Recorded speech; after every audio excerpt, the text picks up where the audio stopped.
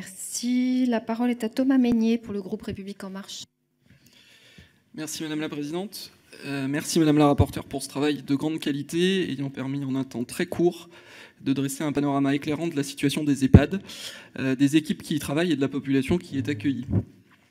Vous avez à mon sens très bien résumé la situation en expliquant que les EHPAD deviennent progressivement de plus en plus des lieux de soins dans lesquels on vit.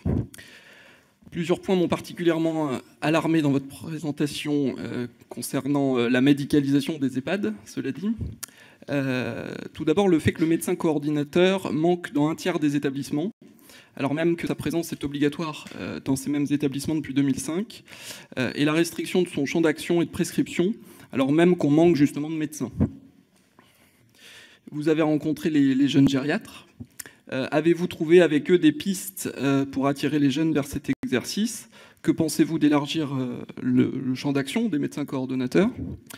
Et second point, sur la grande majorité des établissements qui ne disposent pas d'infirmiers de nuit. Il est pourtant établi que dans ces établissements, quand il y a un infirmier de nuit, le transfert aux urgences des résidents et les hospitalisations évitables sont beaucoup moins fréquentes.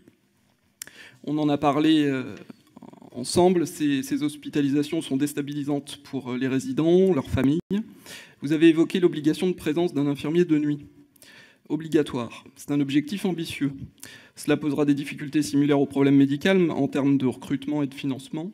Avez-vous d'autres pistes pour remédier à ce problème? Pourrait-on envisager des astreintes de nuit dans les établissements? Que pensez-vous des expérimentations menées par certaines ARS visant à mutualiser pour plusieurs établissements des infirmiers de nuit?